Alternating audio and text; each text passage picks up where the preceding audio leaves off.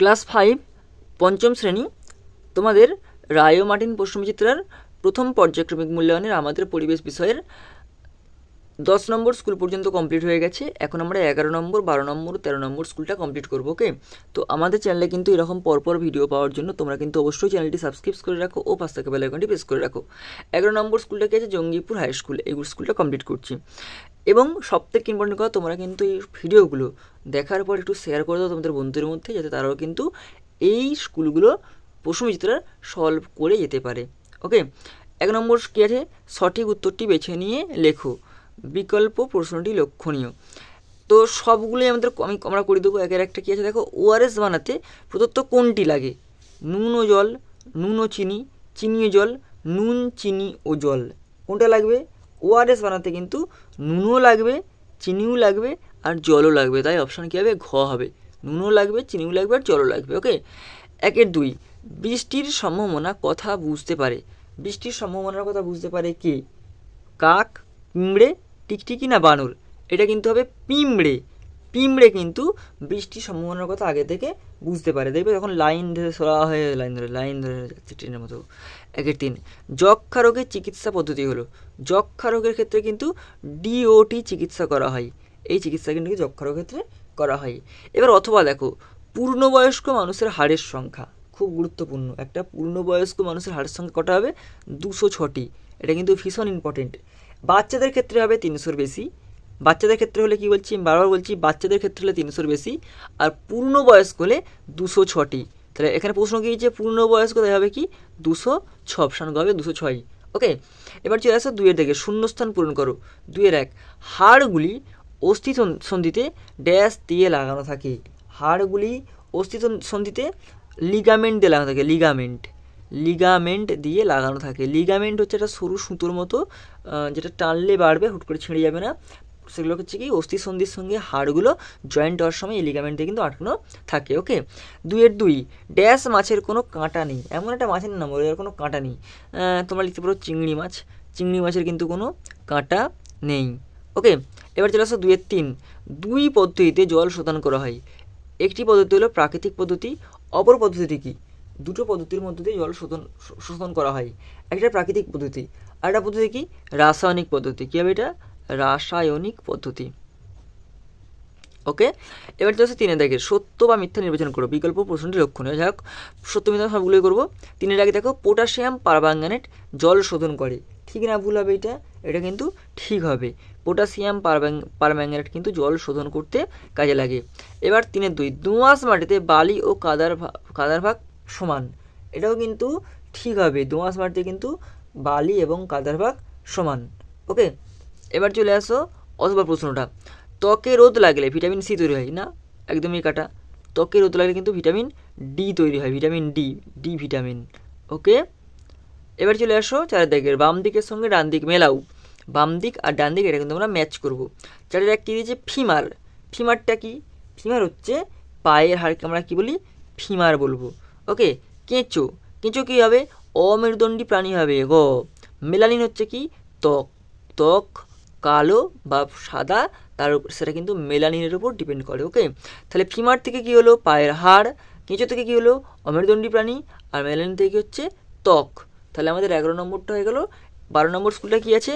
মহারানী ইন্দিরা দেবী বালিকা বিদ্যালয়া। এইরকম পরপর ভিডিও পেতে তোমরা কিন্তু অবশ্যই চ্যানেলটি সাবস্ক্রাইব করে রাখো এবং বন্ধুদের শেয়ার করে দাও ভিডিওগুলো, তারাও কিন্তু সমস্ত স্কুলগুলো কমপ্লিট করতে পারে। ওকে, 1-এর কী আছে দেখো, সঠিক উত্তরটি নির্বাচন করো।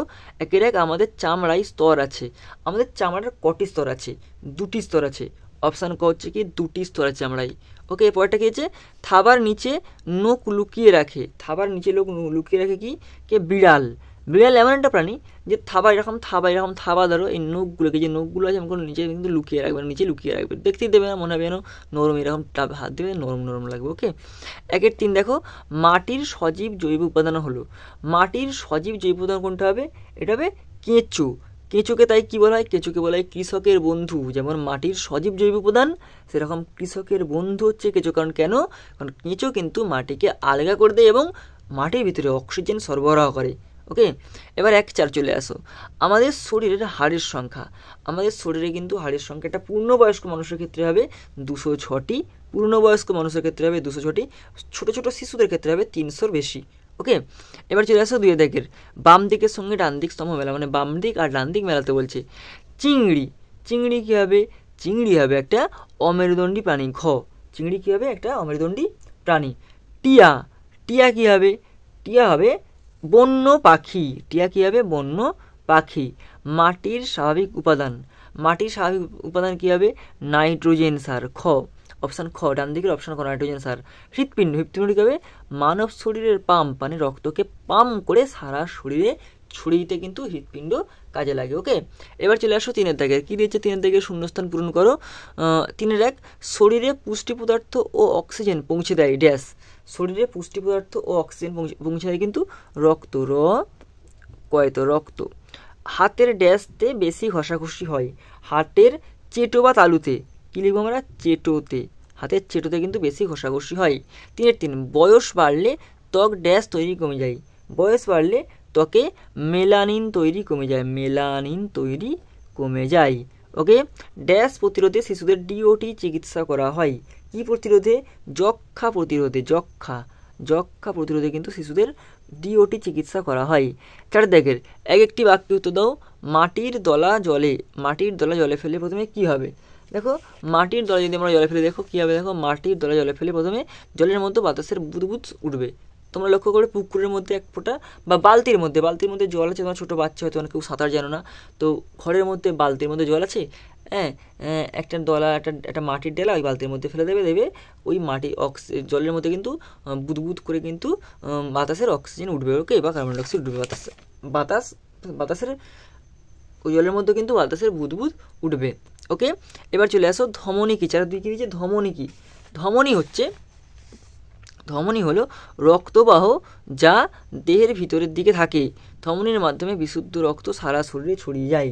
তাহলে ধমনীর মাধ্যমে কিন্তু বিশুদ্ধ রক্ত সারা শরীরে ছড়িয়ে যায়। ওকে, এরপরে চলে আসো কী কারণে।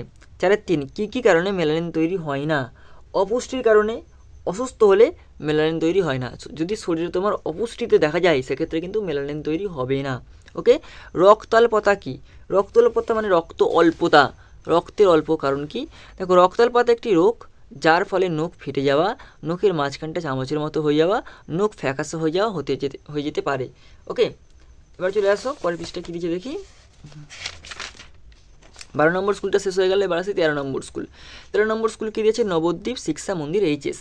এই স্কুলটা কমপ্লিট করবো। ওকে, তো চ্যানেলে কিন্তু এরকম পরপর ভিডিও পাওয়ার জন্য অবশ্যই কিন্তু চ্যানেলটা সাবস্ক্রাইব করে রাখো, পাশে থাকা বেল আইকনটা প্রেস করে রাখো, আর ভিডিওগুলো বন্ধুদের শেয়ার করে দিয়ে তারাও কিন্তু সমস্ত স্কুলগুলো প্রশ্নোত্তর কমপ্লিট করে যেতে পারে।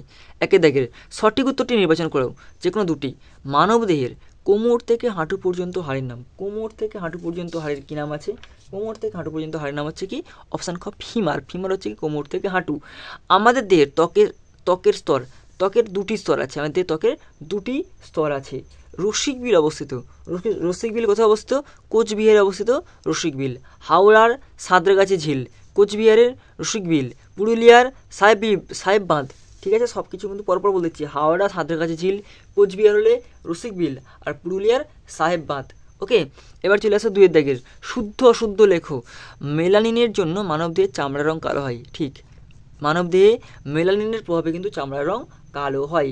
নখের যত্ন 2-2, নখের যত্ন না নিলে জীবাণু ঢুকে নখ কুনি হয়। এটা ঠিক না ভুল? এটাও ঠিক। যদি নখের যত্ন না নেওয়া হয় সেক্ষেত্রে জীবাণু ঢুকে নখে কিন্তু নখ কুনি হবে।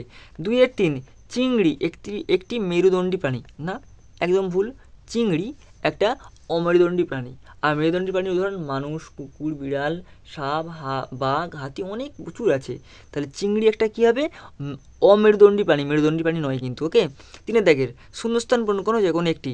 আমাদের সারা শরীরে রক্ত ছড়িয়ে দেওয়ার কাজ করে ড্যাশ। আমাদের সারা শরীরে রক্ত ছড়িয়ে দেওয়ার কাজ করে কে? হৃৎপিণ্ড। ঠিক আছে। সোজারুল্লোম ড্যাশের মতো। সোজারুল্লোম কার মতো? কাঁটার মতো। হয়ে গেল। এবার চলে আসো 4 দাগের 2টি বা 3টি বাক্যে উত্তর দাও, যে কোনো একটি। 4-1, কালো চামড়ার মানুষদের সম্মানের জন্য কারা কারা লড়াই করেছিলেন?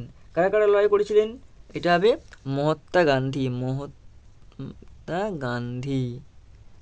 গান্ধী। আর কে? Nelson Mandela. তাহলে কালো চামড়া মানুষদের সম্মানের জন্য কারা কারা লড়াই করেছিলেন?